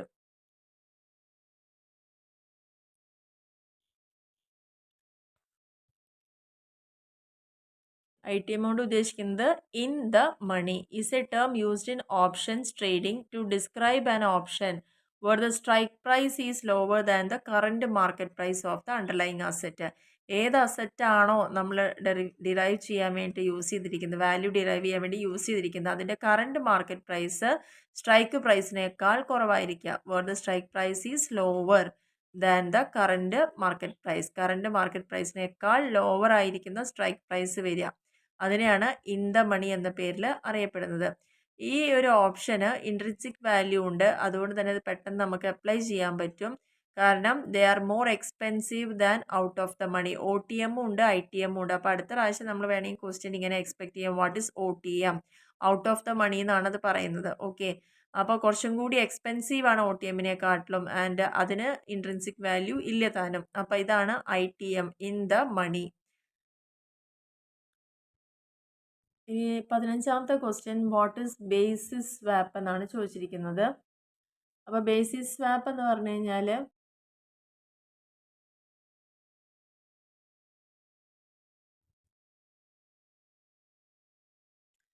it is a financial contract where two parties exchange floating interest rate based on different money market. പല തരത്തിലുള്ള മണി മാർക്കറ്റിൽ പ്രിവെയിൽ ചെയ്തിരിക്കുന്ന പല തരത്തിലുള്ള ഇൻട്രസ്റ്റ് റേറ്റുകളെ ഉപയോഗിച്ചുകൊണ്ട് രണ്ട് പാർട്ടീസ് ഒരു ഫിനാൻഷ്യൽ കോൺട്രാക്റ്റ് എൻ്റർ ചെയ്യുകയാണെങ്കിൽ അതിനെയാണ് സ്വാപ്പ് എന്ന് പറയുന്നത്. അപ്പോൾ ഇതിൻ്റെ ഒരു ടൈപ്പ് എന്ന് പറയുന്നത് ഇൻട്രസ്റ്റ് റേറ്റ് ഓഫ് സ്വാപ്പ് എന്ന് പറയുന്നത് involves exchanging two floating interest rate. രണ്ട് വ്യത്യസ്ത തരമായിട്ടുള്ള ഇൻട്രസ്റ്റ് റേറ്റിലൂടെ എക്സ്ചേഞ്ച് ചെയ്യപ്പെടുന്ന ഒരു പ്രോസസ്സിനെയാണ് ബേസിസ് സ്വാപ്പ് എന്ന് പറയുന്നത്. ഇനി നമുക്ക് നെക്സ്റ്റ് പാർട്ടിലത്തെ ക്വസ്റ്റ്യൻസിലേക്ക് പോകാം. 16ാമത്തെ question what are the difference between investment and speculation. ഇവ തമ്മിലുള്ള വ്യത്യാസങ്ങൾ എന്തൊക്കെയാണെന്നുള്ളതാണ് ചോദിച്ചിരിക്കുന്നത്. അപ്പോൾ അതിൻ്റെ ആ ഡിഫറൻസ് ഇവിടെ പറയുന്നുണ്ട്. ഇൻവെസ്റ്റ്മെൻ്റ് എന്ന് പറഞ്ഞാൽ അതിൻ്റെ വാല്യൂ അവിടെ ചേഞ്ച് ആവും. സ്പെക്കുലേഷനിൽ ചേഞ്ച് ആവുന്നത് പ്രൈസാണ്. ഇൻവെസ്റ്റ്മെൻറ്റ് എപ്പോഴും ലോങ് ടേമിലേക്കാണ്, സ്പെക്കുലേഷൻ എപ്പോഴും ഒരു ഷോർട്ട് പീരീഡിലേക്കാണ് ചെയ്യുക. ഒരു മിതമായ റേറ്റ് ഓഫ് റിട്ടേൺ ആയിരിക്കും ഇൻവെസ്റ്റ്മെൻറ്റിൽ ഉണ്ടായിരിക്കുക, പക്ഷേ ഹൈ റേറ്റ് ഓഫ് റിട്ടേൺ ആയിരിക്കും സ്പെക്കുലേഷനിൽ ഉണ്ടായിരിക്കുക. യൂസസ് ഹിസ് ഓൺ ഫണ്ട്സ്, നമ്മുടേതായ ഫണ്ടുകൾ യൂസ് ചെയ്തിട്ടാണ് നമ്മൾ ഇൻവെസ്റ്റ്മെൻറ്റ് നടത്തുക. പക്ഷേ സ്പെക്കുലേഷന് വേണ്ടിയിട്ട് നമുക്ക് ബോറോഡ് ഫണ്ട്സും യൂസ് ചെയ്യുക എന്നുള്ളതാണ് പറയുന്നത്. പിന്നെ കുറച്ചും കൂടി കൺസർവേറ്റീവ് ആൻഡ് കോഷ്യസ് ആയിരിക്കും ഇൻവെസ്റ്റ്മെൻറ്റ് എന്ന് പറയുന്നത്. നമ്മൾ അതിൻ്റെ ആ ഒരു പ്രോസസ്സൊക്കെ നോക്കി വളരെ ജാഗ്രതയോട് കൂടി മാത്രമാണ് നമ്മൾ ഇൻവെസ്റ്റ്മെൻറ്റുകൾ നടത്തുക. പക്ഷേ വളരെ കെയർലെസ് ആയിട്ട് നമ്മൾ ചെയ്യുന്നൊരു പ്രോസസ്സാണ് സ്പെക്കുലേഷൻ എന്ന് പറയുന്നത്. ഒരു സ്റ്റേബിൾ ആയിട്ട് അല്ലെങ്കിൽ ഉറപ്പായിട്ട് നമുക്കൊരു ഇൻകം പ്രൊവൈഡ് ചെയ്യുന്നതാണ് ഇൻവെസ്റ്റ്മെൻറ്റ് എന്ന് പറഞ്ഞു കഴിഞ്ഞാൽ. പക്ഷേ സ്പെക്കുലേഷനിൽ അങ്ങനെ കിട്ടുന്ന ഇൻകം നമുക്ക് ഒരിക്കലും കൃത്യത ഉണ്ടാവിക്കൊള്ളുന്നില്ല, സെർട്ടനിറ്റി ഉണ്ടെന്ന് പറയാൻ പറ്റില്ല. ആൻഡ് നെക്സ്റ്റ് പറഞ്ഞിരിക്കുന്നത് ലോ ഓർ മോഡറേറ്റ് റിസ്ക്. ഒരു ഇൻവെസ്റ്റ്മെൻറ്റിനെ സംബന്ധിച്ചോളം നമുക്ക് ഒരു വളരെ കുറവായ ലോ അല്ലെങ്കിൽ മോഡറേറ്റ് റിസ്ക് ആയിരിക്കും ഉണ്ടായിരിക്കുക. സ്പെക്കുലേഷൻ എന്ന് പറയുന്നത് എപ്പോഴും ഹൈ റിസ്ക് ഇൻവോൾവ് ചെയ്തിട്ടുണ്ടായിരിക്കുന്നതാണ് പറയുന്നത്. സോ ഇത്രയാണ് ഇൻവെസ്റ്റ്മെൻറ്റും സ്പെക്കുലേഷനും തമ്മിലുള്ള ഡിഫറൻസ് എന്ന് പറഞ്ഞിരിക്കുന്നത്. അപ്പോൾ ഇതിൽ എന്താണ് ഫ്യൂച്ചർ കോൺട്രാക്റ്റ്, അതായത് ഏറ്റവും ലാസ്റ്റ് ചാപ്റ്ററാണ് ഡെറിവേറ്റീവ് മാർക്കറ്റ്. അതിൽ 147ാമത്തെ പേജിലാണ് പറയുന്നത് ഫ്യൂച്ചർ കോൺട്രാക്റ്റ് എന്താണെന്നുള്ളത്. Future contract is a contract to buy or sell specific security or other financial instrument at a specified future date. ഒരു സ്പെസിഫൈ ചെയ്തിരിക്കുന്ന ഫ്യൂച്ചർ ഡേറ്റിൽ ഏതെങ്കിലും ഫിനാൻഷ്യൽ ഇൻസ്ട്രുമെൻറ്റോ ഒരു സ്പെസിഫൈഡ് ആയിട്ടുള്ള സെക്യൂരിറ്റി വാങ്ങുകയോ വിൽക്കുകയോ ചെയ്യാം എന്ന് പറയുന്ന അറ്റ് എ പ്രൈസ് എന്ന് പറയുന്നുണ്ട്. Set the time contract is concluded. എപ്പോഴാണോ ആ കോൺട്രാക്റ്റ് കൺക്ലൂഡഡ് ആവുന്നത് അതിൻ്റെ ഉള്ളിൽ ഒരു ഡേറ്റിലും പ്രൈസിലും ഒരു പെർട്ടിക്കുലർ ആയിട്ടുള്ള ഫിനാൻഷ്യൽ ഇൻസ്ട്രുമെൻറ്റോ സ്പെസിഫിക് സെക്യൂരിറ്റിയോ ബൈയോ സെല്ലോ ചെയ്യാം എന്ന് പറയുന്ന കോൺട്രാക്റ്റിനെയാണ് ഫ്യൂച്ചർ കോൺട്രാക്റ്റ് എന്ന പേരിൽ അറിയപ്പെടുന്നത്. ഇനി ഈ ഒരു ഫ്യൂച്ചർ കോൺട്രാക്റ്റിൻ്റെ ഫീച്ചേഴ്സിനെ കുറിച്ച് ഇവിടെ പറയുന്നുണ്ട്. ഇതെപ്പോഴും ഒരു ഓർഗനൈസ്ഡ് ആയിട്ടുള്ള എക്സ്ചേഞ്ചസിൽ മാത്രമാണ് ഈ ഒരു കോൺട്രാക്റ്റ് നടത്താൻ പറ്റുള്ളൂ. ആൻഡ് ഈ ഒരു കോൺട്രാക്റ്റിന് സ്റ്റാൻഡേർഡ് കോൺട്രാക്ട് ടേംസ് ഉണ്ടായിരിക്കും. ആൻഡ് ക്ലിയറിംഗ് ഹൗസ് ആയിട്ട് അസോസിയേറ്റ് ചെയ്തിട്ടാണ് ഈ ഒരു കോൺട്രാക്റ്റ് ചെയ്യുന്നത്. ആൻഡ് റിക്വയർഡ് മാർജിൻ പേയ്മെൻറ്റും ഡെയിലി സെറ്റിൽമെൻറ്റും ഇതിലുണ്ടായിരിക്കും. And positions can be closed easily. പെട്ടെന്ന് തന്നെ അത് നമുക്ക് എളുപ്പത്തിൽ ഈസിലി ക്ലോസ് ചെയ്യാൻ പറ്റുന്നതാണ് ഫ്യൂച്ചറിൻ്റെ പൊസിഷൻസ്. ഇതിൻ്റെ മാർക്കറ്റ് എന്ന് പറയുന്നത് സെബി റെഗുലേറ്റ് ചെയ്യുന്ന അല്ലെങ്കിൽ അതിൻ്റെ അണ്ടറിലാണ് വരുന്നത്. പിന്നെ ഒരു എക്സ്പയറി ഡേറ്റിലായിരിക്കും ഇത് എക്സിക്യൂട്ട് ചെയ്യുക. പിന്നെ ഇതിൻ്റെ പ്രൈസസ് എന്ന് പറയുന്നത് കറൻസി യൂണിറ്റിലായിരിക്കും എക്സ്പ്രസ് ചെയ്യുക എന്നുള്ളതാണ് പറയുന്നത്. അപ്പോൾ ഇത്രയാണ് ഫ്യൂച്ചർ കോൺട്രാക്റ്റിൻ്റെ ഫീച്ചേഴ്സ് എന്ന് പറയുന്നത്. നെക്സ്റ്റ് ക്വസ്റ്റ്യനിൽ പറഞ്ഞിരിക്കുന്നത് ഒരു ഡെപ്പോസിറ്ററി സിസ്റ്റത്തിൻ്റെ ബെനിഫിറ്റുകൾ എന്തൊക്കെയെന്നുള്ളതാണ്. അപ്പോൾ സെക്കൻഡറി മാർക്കറ്റ് എന്നുള്ള ചാപ്റ്ററിലെ പേജ് നമ്പർ 119 ഒരു ഇതിൻ്റെ ബെനിഫിറ്റിനെ കുറിച്ച് പറയുന്ന ഡെപ്പോസിറ്ററി സിസ്റ്റത്തിൻ്റെ. അതായത് ഇത് പ്രധാനമായിട്ടും നമുക്ക് ബാഡ് ഡെലിവറീസിനെ എലിമിനേറ്റ് ചെയ്യാനും ഒരു ഫിസിക്കൽ സർട്ടിഫിക്കറ്റിന് എന്തൊക്കെ തരത്തിലുള്ള റിസ്കുകൾ ഉണ്ടായിരിക്കുമോ അതെല്ലാം റെഡ്യൂസ് ചെയ്യാനും ഇമ്മീഡിയറ്റ് ആയിട്ട് ട്രാൻസ്ഫറും രജിസ്ട്രേഷനും സെക്യൂരിറ്റീസുമായി ബന്ധപ്പെട്ട കാര്യങ്ങൾ പെട്ടെന്ന് തന്നെ ട്രാൻസാക്ഷൻ നടത്താൻ വേണ്ടിയിട്ടും വളരെ ഫാസ്റ്ററായിട്ട് അതിൻ്റെ സെറ്റിൽമെൻറ്റ് സൈക്കിള് മുന്നോട്ട് കൊണ്ടുപോകാനും ആൻഡ് ഫാസ്റ്റായിട്ട് തന്നെ നോൺ ക്യാഷ് ആയിട്ടുള്ള കോർപ്പറേറ്റ് ബെനിഫിറ്റ്സുകൾ, റൈറ്റ്സ്, അതുപോലെ ബോണസ് ഇത്തരത്തിലുള്ള കാര്യങ്ങൾ പെട്ടെന്ന് തന്നെ ഡിസ്പേഴ്സ് ചെയ്ത് കൊടുക്കാനും ആൻഡ് ബ്രോക്കറേജിലൊക്കെ ഒരു പരിധി വരെ അതിൻ്റെ എമൗണ്ട് കുറയ്ക്കുക, ട്രേഡിങ്ങും ഡിമെറ്റീരിയലൈസ്ഡ് സെക്യൂരിറ്റിയെ ബന്ധപ്പെട്ട് വരുന്ന കാര്യങ്ങൾ കുറയ്ക്കാനൊക്കെ സാധിക്കുന്നുണ്ട്. ആൻഡ് നെക്സ്റ്റ് പോയിന്റിൽ പറഞ്ഞെങ്കിൽ reduction in handling of huge volume of paper. ഈ ഒരു ട്രാൻസാക്ഷനൊക്കെ ചെയ്യാൻ വേണ്ടിയിട്ട് ഒരുപാട് പേപ്പർ വർക്കുകൾ ആവശ്യം. അപ്പോൾ ആ പേപ്പറിൻ്റെ ആ വോളിയം ഒക്കെ ഒന്ന് കുറയ്ക്കുക. കാരണം നമ്മൾ ഓൾറെഡി പറഞ്ഞു NSDL വന്നോട് കൂടിയിട്ട് ഒരു പേപ്പർലെസ് ആയിട്ടുള്ള ട്രാൻസാക്ഷനിലേക്ക് പോവുകയാണ്. ഡിമെറ്റീരിയലൈസേഷനാണ് അവിടെ കൊണ്ടുവന്നത്. അപ്പോൾ അത്തരത്തിലുള്ള കാര്യങ്ങളൊക്കെ കുറയ്ക്കാൻ പറ്റുക. ആൻഡ് ഈ ഒരു ഇൻവെസ്റ്ററുടെ അഡ്രസ്സ് ചേഞ്ചുമായി ബന്ധപ്പെട്ട് വരുന്ന പ്രശ്നങ്ങളൊക്കെ ഉണ്ടെങ്കിൽ അതൊക്കെ എലിമിനേറ്റ് ചെയ്യാൻ പറ്റുക. ആൻഡ് ട്രാൻസ്മിഷൻ, ഒരാൾ മരിച്ചു കഴിഞ്ഞാൽ അയാളുടെ ഷെയർ അടുത്ത ലീഗൽ ഫോർമാലിറ്റി എന്താണോ അതൊക്കെ വളരെ ഈസി ആയിട്ട് ചെയ്യാൻ വേണ്ടി അതുമായി ബന്ധപ്പെട്ട് പ്രോബ്ലംസ് ഉണ്ടെങ്കിൽ കുറയ്ക്കാൻ വേണ്ടിയിട്ട് ആൻഡ് അതിൻ്റെ ഒരു മൈനർക്ക് വേണ്ടിയിട്ടാണ് ഇത്തരത്തിലുള്ള സെക്യൂരിറ്റികൾ ഡീൽ ചെയ്യുന്നതെങ്കിൽ അതുമായി ബന്ധപ്പെട്ടുണ്ടാകുന്ന പ്രശ്നങ്ങളെ റെഡ്യൂസ് ചെയ്യുക. ആൻഡ് വളരെ പോർട്ട്ഫോളിയോ മോണിറ്ററിംഗ് ഒക്കെ വളരെ ഈസി ആയിട്ട് ചെയ്യാൻ വേണ്ടിയിട്ട് അങ്ങനെ 11 പോയിന്റുകൾ ഇവിടെ ഒരു NSDLൻ്റെ ബെനിഫിറ്റ് പറഞ്ഞിട്ടാണ് തന്നിരിക്കുന്നത്. പക്ഷേ NSDL എന്താണെന്നുള്ളത് നമുക്ക് അറിയാൻ പറ്റണം, അതൊരു ഡെപ്പോസിറ്ററി സിസ്റ്റം ആണെന്നുള്ളതും. അത് ഇൻട്രൊഡ്യൂസ് ചെയ്ത സമയത്ത് നമുക്ക് 11 പോയിന്റോളം ബെനിഫിറ്റുകൾ അവിടെ കിട്ടിയിട്ടുണ്ട് എന്നുള്ളതും കൂടി വേർതിരിച്ച് അറിയാൻ ശ്രമിക്കുക എന്നുള്ളതാണ് ഇവിടെ പറയാനുള്ളത്. ഇനി നെക്സ്റ്റ് ക്വസ്റ്റ്യനിൽ പറഞ്ഞിരിക്കുന്നത് സെബിയുടെ ഫങ്ഷൻസ് ആണ്. 20ാമത്തെ ക്വസ്റ്റ്യനിൽ page number 131 chapter capital market റെഗുലേഷനിലാണ്. സെബി എന്നുള്ള ചാപ്റ്റർ വളരെ ഇമ്പോർട്ടൻ്റ് ആണ്. എന്താണ് സെബി എന്നുള്ള ചോദ്യം വരാം. എന്തുകൊണ്ട് സെബി ഫോം ചെയ്തു, സെക്യൂരിറ്റി പ്രൈസിലൊക്കെ ഒരുപാട് മാനിപ്പുലേഷൻസ് ഒക്കെ വരുന്നത് തടയാനൊക്കെ ആയിട്ടാണ് സെബിയുടെ ഫോർമേഷൻ ഉണ്ടായിരിക്കുന്നത്. പ്രൈസ് റിഗിങ് ഒക്കെ കുറയ്ക്കുക, ഇൻസൈഡർ ട്രേഡിംഗ് നിർത്തലാക്കുക, ഡിലേ ട്രാൻസാക്ഷനിൽ വരുന്ന ഡിലേസ് കുറയ്ക്കുക ആൻഡ് നല്ല ഫെയർ ആയിട്ടുള്ള ഡീലിങ്സ് കൊണ്ടുവരിക ആൻഡ് ഇൻവെസ്റ്റേഴ്സിനെ പ്രൊട്ടക്റ്റ് ചെയ്യുക, ബ്രോക്കേഴ്സിൻ്റെ മുകളിൽ ഒരു കൺട്രോൾ കൊണ്ടുവരിക എന്നുള്ള ലക്ഷ്യത്തോടു കൂടിയൊക്കെയാണ് സെബി ഫോം ചെയ്തത്.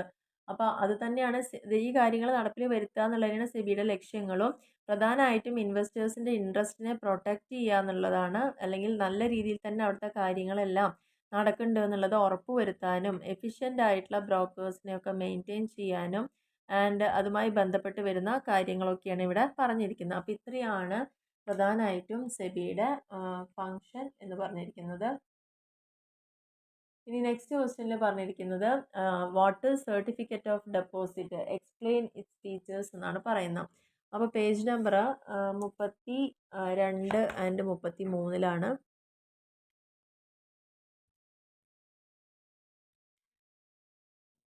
നമ്മുടെ ക്വസ്റ്റ്യൻ എന്ന് പറയുന്നത് സർട്ടിഫിക്കറ്റ് ഓഫ് ഡെപ്പോസിറ്റ് ആണ്. അപ്പോൾ ഇവിടുന്ന് ഒരു ക്വസ്റ്റ്യൻ ഓൾറെഡി വന്നതാണ് മണി മാർക്കറ്റ് ഇൻസ്റ്റിറ്റ്യൂഷനിൽ കോൾ മണി എന്താണെന്നുള്ളത്. അപ്പോൾ അതിൻ്റെ തൊട്ട് താഴെ തന്നെ ചോദിച്ചിരിക്കുന്ന സർട്ടിഫിക്കറ്റ് ഓഫ് ഡെപ്പോസിറ്റ് എന്താണെന്നുള്ളത്. ഇതൊരു നെഗോഷ്യബിൾ മണി മാർക്കറ്റ് ഇൻസ്ട്രുമെൻ്റ് ആണ്. ഡീമെറ്റീരിയലൈസേഷൻ ഫോമിലാണ് ഇഷ്യൂ ചെയ്തിരിക്കുന്നത്. ആൻഡ് ഇതിൻ്റെ ഒരു ഫണ്ട് ഡെപ്പോസിറ്റ് ചെയ്യുന്ന ഒരു ബാങ്കിലോ അല്ലെങ്കിൽ എലിജിബിൾ ആയിട്ടുള്ള ഒരു ഫിനാൻഷ്യൽ ഇൻസ്റ്റിറ്റ്യൂഷനിലോ ഒരു സർട്ടൺ ടൈം പീരീഡിലേക്കായിരിക്കും ഇത് കൊടുക്കുന്നുണ്ടാവുക. ആൻഡ് ഇത് ഇഷ്യൂ ചെയ്യുന്നത് സാധാരണ ഷെഡ്യൂൾഡ് കൊമേഴ്ഷ്യൽ ബാങ്കുകളൊക്കെയാണ് ഉണ്ടായിരിക്കുക. അതിന് select India financial system have been permitted. RBIയുടെ പെർമിഷൻ ഇവിടെ ആവശ്യമാണെന്നുള്ളതാണ് പറയുന്നത്. അപ്പോൾ ഇനി ഇതിൻ്റെ ഈ സർട്ടിഫിക്കറ്റ് ഡെപ്പോസിറ്റിൻ്റെ ഫീച്ചേഴ്സാണ് ചോദിച്ചിരിക്കുന്നത്. അപ്പോൾ ഫീച്ചേഴ്സായിട്ട് നമുക്ക് പ്രത്യേകിച്ച് പറയാനുള്ള കാര്യങ്ങൾ ഇതൊക്കെ തന്നെയാണ്. അതിൻ്റെ ഷോർട്ട് ടേമിലേക്കായിരിക്കും ഇത് ഇഷ്യൂ ചെയ്യുന്നുണ്ടാവുക. RBIയുടെ അണ്ടറിൽ മാത്രമുള്ള ഇൻസ്റ്റിറ്റ്യൂഷൻ ഇത് ചെയ്യാൻ പറ്റുള്ളൂ. പിന്നെ ലോവസ്റ്റ് റിസ്ക് ആയിരിക്കും കാറ്റഗറിയിലാണ് ഇത് വരുന്നത്. പിന്നെ പറഞ്ഞിരിക്കുന്നത് ബാങ്ക് ആൻഡ് ഫിനാൻഷ്യൽ ഇൻസ്റ്റിറ്റ്യൂഷൻസ് ആണ് ഇത് ഇഷ്യൂ ചെയ്യുക. മെയിനായിട്ട് ഓഗ്മെൻറ്റഡ് ഫണ്ട്സ് കൂടുതൽ ഡെപ്പോസിറ്റ് അട്രാക്റ്റ് ചെയ്യാനൊക്കെ വേണ്ടിയിട്ടായിരിക്കും കോർപ്പറേറ്റിൻ്റെ കയ്യിൽ നിന്നും ഹൈ നെറ്റ്വർത്തായ ഇൻഡിവിജ്വൽസും ട്രസ്റ്റും ഇതൊക്കെ അട്രാക്റ്റ് ചെയ്യാനാണ് ഇത് ചെയ്യുന്നത്. Foreign and private banks especially which do not have large branch network ഇല്ലാത്ത അവതും ലോവർ ഡെപ്പോസിറ്റ് ബേസ് ഉള്ളവരൊക്കെയാണ് ഇത് കൂടുതലായിട്ട് ഫണ്ട് റേസ് ചെയ്യാൻ ഉപയോഗിക്കുന്ന ഒരു മെത്തേഡ് ആണെന്നുള്ളതാണ് പറയുന്നത്. സാധാരണ ഇത് ഇഷ്യൂ ചെയ്യുന്നത് ഫേസ് വാല്യൂവിലായിരിക്കും. ആൻഡ് ഇത് ഡിസൈൻ ചെയ്യുന്നത് discount and finance house of India limited ആണ് സെക്കൻഡറി മാർക്കറ്റിലേക്ക് വേണ്ടി ഡിസൈൻ ചെയ്യുന്നത്. ഇത് ഫിക്സഡ് ആയിട്ടുള്ള ഡെപ്പോസിറ്റ്, ഫിക്സഡ് ടേം ഡെപ്പോസിറ്റ് ആണ്. ഒരിക്കലും നമുക്ക് ആ ഒരു റിഡംഷൻ ഡേറ്റിന് മുന്നേ വിഡ്രോ ചെയ്യാൻ വേണ്ടിയിട്ട് സാധിക്കില്ല എന്നുള്ളതാണ് പറയുന്നത്. പ്രത്യേകിച്ച് ഒരു സ്പെസിഫിക് ഇഷ്യൂ പ്രൊസീജിയർ ഒന്നും ഈ CDSന് ഇല്ല എന്നുള്ളതാണ്. ആർക്കാണോ താല്പര്യമുള്ള ആളുകൾക്ക് അവർക്ക് അവരുടെ ബാങ്കിനെ അപ്രോച്ച് ചെയ്തുകൊണ്ട് ചെയ്യാവുന്നൊരു കാര്യം തന്നെയാണെന്ന് പറയുന്നത്. അപ്പോൾ ആ ഒരു ഡെപ്പോസിറ്റിനെ ആക്സെപ്റ്റ് ചെയ്യണോ റിജക്റ്റ് ചെയ്യണോ എന്നൊക്കെ തീരുമാനിക്കുന്നത് അത് ബാങ്കിൻ്റെ ഡെസിഷൻ ആണെന്നുള്ളതാണ് പറയുന്നത്. അപ്പോൾ ഇതൊക്കെ തന്നെയാണ് അതിൻ്റെ ഫീച്ചറായിട്ട് നമുക്ക് പറയാനും സാധിക്കുക. ഓക്കെ, അടുത്ത ക്വസ്റ്റ്യൻ എന്ന് പറയുന്നത് distinguish between money market and capital market. കൃത്യമായിട്ട് പേജ് നമ്പർ 37 മണി മാർക്കറ്റ് എന്നുള്ള ചാപ്റ്ററിൽ പറയുന്നുണ്ട്. ആദ്യത്തെ ബേസിസ് എന്ന് പറയുന്ന ഡിഫറൻസിൻ്റെ ഫണ്ടിൻ്റെ ബേസിലാണ്. മണി മാർക്കറ്റ് നമുക്കറിയാലോ എപ്പോഴും ഷോർട്ട് ടേം ആയിട്ടുള്ള ഫണ്ടുകളാണ് ഡീൽ ചെയ്യുന്നത്. ക്യാപിറ്റൽ മാർക്കറ്റ് എപ്പോഴും ലോങ് ടേമിലേക്കുള്ള ലോൺസുകളാണ് ഡീൽ ചെയ്യുന്നത്. ഇനി നീഡ്, ആവശ്യകതയുടെ അടിസ്ഥാനത്തിൽ നമുക്ക് ഷോർട്ട് ടേം ആയിട്ടുള്ള റിക്വയർമെൻറ്റ്സ് ആണുള്ളൂ എങ്കിൽ മണി മാർക്കറ്റിനെ ഡിപ്പെൻഡ് ചെയ്യാം. അല്ല ഇവിടെ ലോങ് ടേമിലേക്കുള്ള റിക്വയർമെൻറ്റ്സ് ആണെങ്കിൽ അത് ക്യാപിറ്റൽ മാർക്കറ്റിനെ ഡിപ്പെൻഡ് ചെയ്യാമെന്നാണ് പറയുന്നത്. മൂന്നാമത്തെ പോയിന്റിൽ ഇൻസ്ട്രുമെൻറ്റ്സ് എന്തൊക്കെ യൂസ് ചെയ്യണമെന്നതിൻ്റെ അടിസ്ഥാനത്തിൽ ഡിഫറൻഷിയേറ്റ് ചെയ്യാം. ബിൽ ഓഫ് എക്സ്ചേഞ്ചും ട്രഷറി ബില്ലും ഷോർട്ട് ടേം ഗവൺമെൻറ് ബോണ്ടുകളൊക്കെയാണ് മണി മാർക്കറ്റിൽ യൂസ് ചെയ്യുന്നത്. ലോങ് ടേം സെക്യൂരിറ്റീസിലോ ഷെയർസും ഡിബഞ്ചറും ഇൻഡസ്ട്രിയൽ കൺസേൺസും ബോണ്ടുകളും ഖാസി ഗവൺമെൻറ്റിൻ്റെയൊക്കെയാണ് ഇവിടെ പ്രധാനമായിട്ടും ഡീൽ ചെയ്യുന്നത്. ഇനി നെക്സ്റ്റ് പറഞ്ഞിരിക്കുന്നത് ഗവൺമെൻറ് ഇൻസ്റ്റിറ്റ്യൂഷൻസ് ആരൊക്കെയാണ് ഇതിൽ പ്രധാനമായിട്ടും സെൻട്രൽ ബാങ്കും കൊമേഴ്ഷ്യൽ ബാങ്കുമാണ് പ്രധാനമായിട്ടും മണി മാർക്കറ്റിലുള്ളത്. അതേസമയം ഇൻവെസ്റ്റ്മെൻറ്റ് ബാങ്കും ഇൻഷുറൻസ് കമ്പനീസും ഫിനാൻസ് ഹൗസസും ഒക്കെയാണ് ക്യാപിറ്റൽ മാർക്കറ്റിൽ ലീഡ് ചെയ്യുന്ന ആളുകൾ. റിലേഷൻ വിത്ത് സെൻട്രൽ ബാങ്കും മറ്റുള്ള ബാങ്കുകളും മണി മാർക്കറ്റിൻ്റെ ഒരു പാർട്ടായിട്ടാണ് വർക്ക് ചെയ്യുന്നത്. പക്ഷേ ക്യാപിറ്റൽ മാർക്കറ്റ് ഫങ്ഷൻ ചെയ്യുന്നത് മണി മാർക്കറ്റിലൂടെയാണ്, അല്ലാണ്ട് സെൻട്രൽ ബാങ്കുമായിട്ട് ഒരു ഡയറക്റ്റ് കോണ്ടാക്റ്റ് അവിടെ ഇല്ല. ഇനി റെഗുലേറ്റ് ചെയ്യുന്നത് കൊമേഴ്ഷ്യൽ ബാങ്കുകളാണ് മണി മാർക്കറ്റിനെ റെഗുലേറ്റ് ചെയ്യുന്നത്. ആൻഡ് അങ്ങനെ ഒരു ഇൻസ്റ്റിറ്റ്യൂഷൻസ് അത്രത്തോളം ക്യാപിറ്റൽ മാർക്കറ്റിനെ റെഗുലേറ്റ് ചെയ്യുന്നില്ല എന്നതാണ്. ഇനി ഡിഗ്രി ഓഫ് റിസ്ക് എന്ന് പറയുന്നത് വളരെ കുറവായിരിക്കും മണി മാർക്കറ്റിൽ. റിസ്ക് വളരെ കൂടുതലാണ് കമ്പയർ ചെയ്യുമ്പോൾ ക്യാപിറ്റൽ മാർക്കറ്റിൽ ഉണ്ടാകുന്നത്. ഇത് വളരെ ഇമ്പോർട്ടൻ്റ് ആയിട്ടുള്ളൊരു ക്വസ്റ്റ്യൻ ആണ്. ഈ ഒരു പ്രൈമറി മണി മാർക്കറ്റും ക്യാപിറ്റൽ മാർക്കറ്റും തമ്മിലുള്ള ഡിഫറൻസ് എന്ന് പറയുന്നത്. അടുത്ത ക്വസ്റ്റ്യൻ എന്ന് പറയുന്നത് what is financial market, explain its classification. എന്താണ് financial market? Page number 8 first ചാപ്റ്ററിലാണ് വരുന്നത്. ഫിനാൻഷ്യൽ മാർക്കറ്റ് എന്ന് പറയുന്നത് ഫിനാൻഷ്യൽ സിസ്റ്റത്തിൻ്റെ വേറൊരു കോമ്പോണൻ്റ് ആണ്. ഇവിടെ പ്രത്യേകത എന്ന് പറയുന്നത് buying and selling of financial instruments, claims, services, ഈ 3 കാര്യങ്ങളുടെ വാങ്ങലും വിൽക്കലും നടക്കുന്ന സ്ഥലമാണ് ഫിനാൻഷ്യൽ മാർക്കറ്റ് എന്ന് പറയുന്നത്. ഇത് പ്രധാനമായിട്ടും വ്യക്തികളുടെയോ സ്ഥാപനങ്ങളുടെയോ ഒക്കെ ക്രെഡിറ്റ് നീഡ്സിനെ സാറ്റിസ്ഫൈ ചെയ്യുന്നു. ഇനി ഫിനാൻഷ്യൽ അസറ്റ് ഡീൽ ചെയ്യുന്നത് കറൻസി, ഡെപ്പോസിറ്റ്, ചെക്ക്, ബില്ല്, ബോണ്ടുകളൊക്കെയാണ്. അപ്പോൾ ഫിനാൻഷ്യൽ മാർക്കറ്റ് പറഞ്ഞാൽ വളരെ പെട്ടെന്ന് തന്നെ ട്രാൻസ്മിഷൻ നടത്താനുള്ള ഒരു മെക്കാനിസം ഇൻവെസ്റ്റേഴ്സിൻ്റെ ഇടയിലും ബോറോവേഴ്സിൻ്റെ ഇടയിലും ആർക്കാണോ ഫണ്ട് കൂടുതലുള്ളത്, ആർക്കാണോ ഫണ്ട് വേണ്ടത്, ഇവർ തമ്മിൽ കൂട്ടിമുട്ടിക്കുന്ന ഒരു സ്ഥലം തന്നെയാണ് ഫിനാൻഷ്യൽ മാർക്കറ്റ് എന്ന് പറയുന്നത്. അപ്പോൾ ഇനി നമ്മളോട് ചോദിച്ചിരിക്കുന്ന ക്വസ്റ്റ്യൻ എന്ന് പറയുന്നത് അതിൻ്റെ ക്ലാസിഫിക്കേഷനെ കുറിച്ചാണ്. അപ്പോൾ ഇതിൽ പേജ് നമ്പർ 10 പറയുന്നത് ഡിഫറെൻറ്റ് ടൈപ്സ് ഫിനാൻഷ്യൽ മാർക്കറ്റ് പ്രധാനമായിട്ടും 7 തരത്തിലാണ് ഉള്ളത്. First one money market. Money market നമുക്കറിയാം ഷോർട്ട് ഫണ്ടുകളായിരിക്കും. ഷോർട്ട് ടേമിലേക്കുള്ള ഫണ്ടുകൾ നോർമലി അപ് ടു 1 ഇയർ വരേക്കുള്ളതൊക്കെ ആയിരിക്കും. ഇതൊരു ഇൻസ്റ്റിറ്റ്യൂഷണൽ അറേഞ്ച്മെൻ്റ് ആണ്. ഷോർട്ട് ടേം ബോറോയിങ്ങിനും ലെൻഡിങ്ങിനൊക്കെ വേണ്ടിയിട്ട് യൂസ് ചെയ്യുന്നതാണ്. പിന്നെ ക്യാപിറ്റൽ മാർക്കറ്റും മണി മാർക്കറ്റും ഓൾറെഡി നമ്മൾ പറഞ്ഞു കഴിഞ്ഞു. ലോങ് ടേം ഫണ്ട് ഇഷ്യൂ ചെയ്യുന്നതാണ് ക്യാപിറ്റൽ മാർക്കറ്റ്. ഷെയറും ഡിബഞ്ചറും ബോണ്ടുകളൊക്കെ ആയിരിക്കും. അതിൻ്റെ കാലാവധി 3 വർഷത്തേക്കാൾ കൂടുതലായിരിക്കും ഉണ്ടായിരിക്കുക. പിന്നുള്ളതാണ് ഫിനാൻഷ്യൽ മോർഗേജ് മാർക്കറ്റ്. ഇവിടെ നമുക്ക് പണയം വെക്കാനുള്ള സംവിധാനങ്ങളാണ്. എന്തെങ്കിലും ഇമ്മൂവബിൾ പ്രോപ്പർട്ടിയോ ലൈക്ക് റിയൽ എസ്റ്റേറ്റോ ഒക്കെ ഉണ്ടെങ്കിൽ അത് വെച്ചിട്ട് പണയം വെച്ചുകൊണ്ട് നമുക്ക് ഫണ്ട് റേസ് ചെയ്യാൻ പറ്റുന്നതാണ് ഫിനാൻഷ്യൽ മോർഗേജ് മാർക്കറ്റ് എന്ന് പറയുന്നത്. പിന്നെ ഫിനാൻഷ്യൽ ഗ്യാരണ്ടി മാർക്കറ്റാണ്. ഫിനാൻഷ്യൽ ഗ്യാരണ്ടി മാർക്കറ്റ് പറഞ്ഞാൽ ഓരോ സ്ഥലത്തെ പ്രധാനിയായ വ്യക്തിയോ അല്ലെങ്കിൽ ഒരു ഫിനാൻഷ്യൽ സർക്കിളിൽ നല്ല പ്രശസ്തരും പ്രഗത്ഭരുമായ ആളുകളുടെ പേര് പറഞ്ഞു കഴിഞ്ഞാൽ അവരോടുള്ള വിശ്വസ്തത മൂലം അവരുടെ പേര് വെച്ചുകൊണ്ട് നമുക്ക് ബാങ്കിൽ നിന്ന് ഫിനാൻഷ്യൽ ഇൻസ്റ്റിറ്റ്യൂഷനിൽ നിന്നിട്ട് ഫണ്ട് റേസ് ചെയ്യാൻ പറ്റുക. ഒരു ഗ്യാരണ്ടറായിട്ട് അവർ നിൽക്കുകയാണെങ്കിൽ ഫണ്ട് റേസ് ചെയ്യാൻ പറ്റുന്ന മാർക്കറ്റാണ് ഫിനാൻഷ്യൽ ഗ്യാരണ്ടി മാർക്കറ്റ് എന്ന് പറയുന്നത്. പിന്നെ പറഞ്ഞിരിക്കുന്ന 5ാമത്തെ പോയിന്റിൽ ഫോറിൻ എക്സ്ചേഞ്ച് മാർക്കറ്റാണ്. ഇവിടെ ഫോറിൻ എക്സ്ചേഞ്ച് ട്രാൻസാക്ഷൻസ് ആയിരിക്കും ഉണ്ടായിരിക്കുക. പ്രധാനമായിട്ടും ഹോം കറൻസീനെ ഫോറിൻ കറൻസിയിലേക്കും ഫോറിൻ കറൻസീനെ ഹോം കറൻസിയിലൊക്കെ കൺവേർട്ട് ചെയ്യുക. 6ാമത്തെ പോയിന്റ് എന്ന് പറയുന്നത് കമ്മോഡിറ്റി മാർക്കറ്റാണ്. കമ്മോഡിറ്റി മാർക്കറ്റ് എന്ന് പറഞ്ഞു കഴിഞ്ഞാൽ ഇതൊരു ഗ്ലോബൽ എക്കണോമി വരുന്നതാണ്. അതിൽ പ്രധാനമായിട്ടും ഓരോ വ്യക്തികളുടെയും ഡെയിലി ഡെസിഷൻസ് നമ്മളുടെ ജീവിതത്തിൽ നിത്യോപയോഗത്തിന് വേണ്ട സാധനങ്ങൾ വാങ്ങുന്നതിന് വേണ്ടിയിട്ട് യൂസ് ചെയ്യുന്ന മാർക്കറ്റിനെയാണ് കമ്മോഡിറ്റി മാർക്കറ്റ് എന്ന് പറയുന്നത്. 7ാമത്തെ പോയിന്റ് വരുന്നതാണ് ഡെറ്റ് മാർക്കറ്റ് എന്ന് പറയുന്നത്. ഇവിടെ മെയിനായിട്ട് മേജർ പാർട്ട് എന്ന് പറയുന്നത് ഫിനാൻഷ്യൽ മാർക്കറ്റ്സ്. ഡെറ്റ് മാർക്കറ്റ് എന്ന് പറഞ്ഞാൽ ക്യാപിറ്റൽ മാർക്കറ്റിൻ്റെ ഒരു സബ് ആയിട്ടുള്ള പോർഷനാണ്. Different types of debt instruments ആണ് ഇവിടെ ട്രേഡ് ചെയ്യപ്പെടുന്നത് എന്നുള്ളതാണ് പറയുന്നത്. ഇത്രയാണ് 7 തരത്തിലുള്ള ഡിഫറെൻറ്റ് ടൈപ്സ് ഓഫ് ഫിനാൻഷ്യൽ മാർക്കറ്റുകളെ കുറിച്ച് പറയാനുള്ളത്. നമ്മുടെ ഇപ്പോൾ സെക്കൻഡ് പാർട്ട് ഇവിടെ കംപ്ലീറ്റ് ആയിട്ടുണ്ട്. ഇനി എസ്എ ക്വസ്റ്റ്യനിലേക്ക് പോവുകയാണെങ്കിൽ what is secondary market, explain various developments. എന്താണ് സെക്കൻഡറി മാർക്കറ്റ് എന്നുള്ളതും എന്തൊക്കെ ഡെവലപ്മെൻറ്റ്സ് ഇവിടെ വന്നു എന്നുള്ളതാണ് ചോദിച്ചിരിക്കുന്നത്. നമുക്കപ്പോൾ സെക്കൻഡറി മാർക്കറ്റ് പറയുന്ന ചാപ്റ്റർ 6 ഇതിനെക്കുറിച്ച് വന്നിരിക്കുന്നത്. അപ്പോൾ ഓൾറെഡി നമ്മൾ പറഞ്ഞിട്ടുണ്ട് സെക്കൻഡറി മാർക്കറ്റ് എന്ന് പറഞ്ഞു കഴിഞ്ഞാൽ സ്റ്റോക്ക് എക്സ്ചേഞ്ചുകൾ തന്നെയാണ്. അപ്പോൾ ഇതിൻ്റെ പ്രധാന ഫങ്ഷൻ എന്ന് പറയുന്നത് ക്യാപിറ്റൽ ഫോർമേഷനാണ്. അതേപോലെ തന്നെ ഓരോ സെക്യൂരിറ്റീസിൻ്റെയും പ്രൈസ് ഫോം ചെയ്യാം ആൻഡ് പുതിയൊരു മാർക്കറ്റ് പ്ലേസ് ക്രിയേറ്റ് ചെയ്യാം. അതേപോലെ തന്നെ സെക്യൂരിറ്റി മാർക്കറ്റിന് മുകളിലൊരു കൺട്രോൾ കൊടുക്കുക, ഓരോ സ്റ്റോക്ക് എക്സ്ചേഞ്ചസിനെയും റെക്കഗ്നൈസ് ചെയ്യാം ആൻഡ് സെക്യൂരിറ്റീസിനെ ലിസ്റ്റ് ചെയ്യുക, ബ്രോക്കേഴ്സിനെയൊക്കെ രജിസ്റ്റർ ചെയ്യാം. ഇതൊക്കെ തന്നെയാണ് ഇതിൻ്റെ പ്രത്യേകത എന്ന് പറയുന്നത്. പിന്നെ ഇതിൻ്റെ ഫീച്ചേഴ്സ് കൂടി നമുക്ക് പറയാം. സെൻട്രലൈസ്ഡ് ആയിട്ടുള്ളൊരു മാർക്കറ്റ് പ്ലേസ് ആണ് സെക്യൂരിറ്റീസ് വാങ്ങുന്നതിനും വിൽക്കുന്നതിനൊക്കെ വേണ്ടിയിട്ട്. And they are the theatre trading securities assist buy and sell of security എന്ന് പറയാം. സ്റ്റോക്ക് എക്സ്ചേഞ്ച് ഒരു ഓപ്ഷൻ മാർക്കറ്റാണ്, ഒരു ലേലം വിളി പോലെ നടക്കുന്ന ഒരു സ്ഥലം തന്നെയാണ്. അതിൻ്റേതായ റൂൾസും റെഗുലേഷൻസും ഉണ്ടായിരിക്കും. ജെന്യൂൻ സ്പെക്കുലേഷൻ ആണുള്ള ഫെസിലിറ്റി ഇവിടെ ഉണ്ട്. ആൻഡ് ഗവൺമെൻറ് പാട്രണേജും കൺട്രോൾ ഇതിനുണ്ടായിരിക്കും. അതിൻ്റെ പ്രധാനമായിട്ട് ഇവിടെ ഇതിൻ്റെ ഒരു വരവോടുകൂടി ഉണ്ടായ ഡെവലപ്മെൻറ്റ്സ് പറഞ്ഞാൽ റെഡി മാർക്കറ്റ് നമുക്ക് കിട്ടുന്നു എന്നുള്ളതാണ്.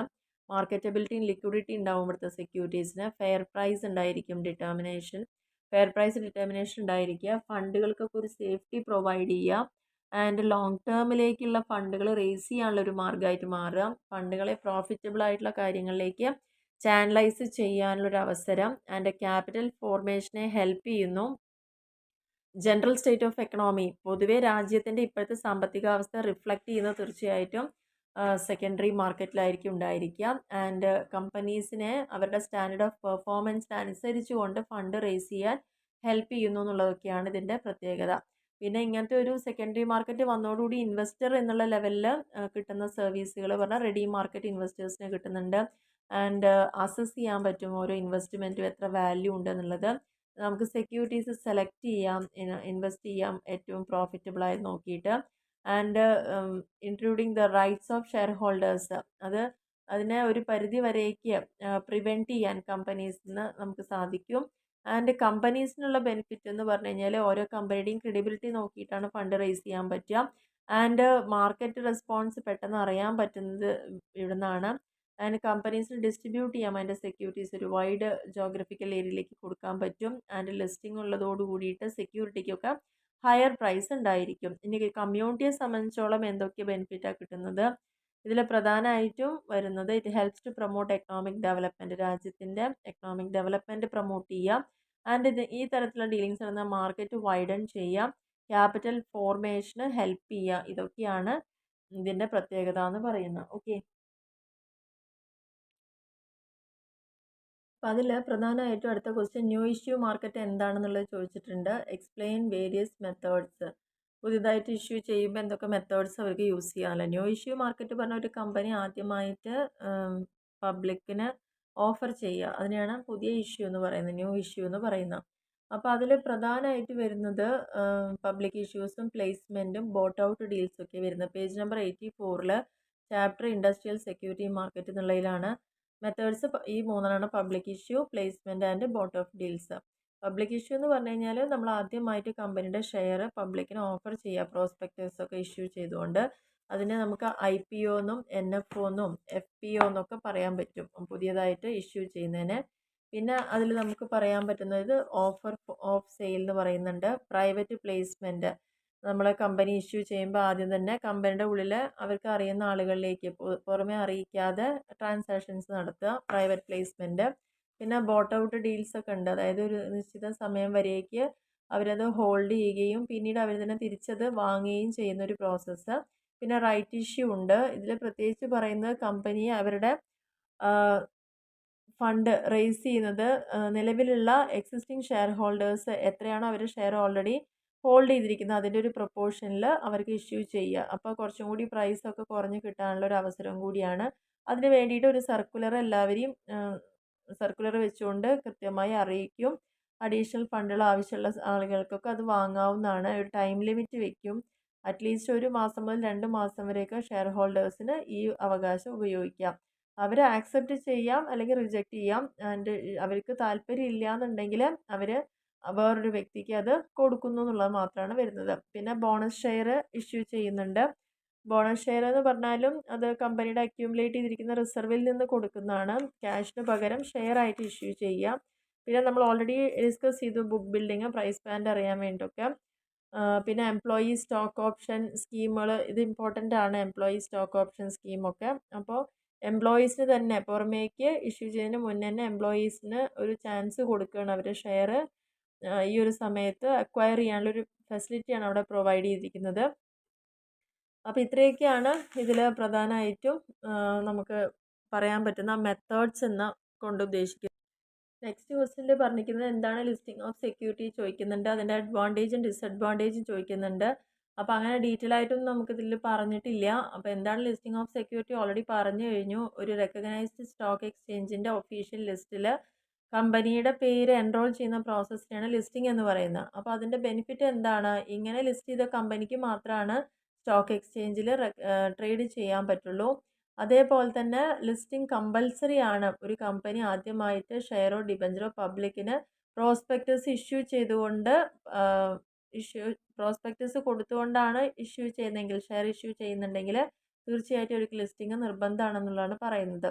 അപ്പോൾ സെബി അവർ ഇൻസിസ്റ്റ് ചെയ്യുന്നുണ്ട് ലിസ്റ്റ് ചെയ്യുന്ന കമ്പനീസിന് ഒരു പെർമിഷൻ കൊടുക്കുമ്പോൾ തന്നെ അവർക്ക് അതിനുള്ള ഇൻസ്ട്രക്ഷൻ കൃത്യമായിട്ട് പറയുന്നുണ്ട് എന്നുള്ളതാണ് പറയുന്നത്. അപ്പോൾ അതിന് വേണ്ടിയിട്ട് അവർ കുറേ ഡോക്യുമെൻറ്റ്സ് ഒക്കെ അവിടെ സബ്മിറ്റ് ചെയ്യണം. And they should maintain നെസറി books. ഇതുമായി ബന്ധപ്പെട്ടുള്ള ബുക്കുകൾ, ഡോക്യുമെൻറ്റ്സ് അതെല്ലാം ആവശ്യപ്പെടുന്ന സമയത്ത് അവർ ഡിസ്ക്ലോസ് ചെയ്യാൻ റെഡി ആയിരിക്കണം എന്നുള്ളതാണ് പറയുന്നത്. അപ്പോൾ പ്രധാനമായിട്ടും ഇതിൻ്റെ ഒരു ഒബ്ജക്റ്റീവ് എന്ന് പറയുന്നത് റെഡി മാർക്കറ്റബിലിറ്റി തന്നെയാണ്. ഷെയറും സ്റ്റോക്കുകളൊക്കെ ഫ്രീ ആയിട്ട് നെഗോഷ്യബിൾ ചെയ്യാനും ലിക്വിഡിറ്റി ഉണ്ടാവാനും റെഡി മാർക്കറ്റബിലിറ്റിക്കൊക്കെ ക്രിയേറ്റ് ചെയ്യാൻ പറ്റുക എന്നുള്ളത് തന്നെയാണ്. പിന്നെ എക്കണോമിക് ഡെവലപ്മെൻറ്റിന് വേണ്ടിയിട്ട് മാക്സിമം സേവിങ്സിനെയൊക്കെ മൊബിലൈസ് ചെയ്യാൻ പറ്റുക. ഇനി ഇത് യൂസ് ചെയ്യുന്ന ഓരോ ഇൻവെസ്റ്ററുടെയും താല്പര്യങ്ങളെ സംരക്ഷിക്കുക എന്നുള്ളതാണ്.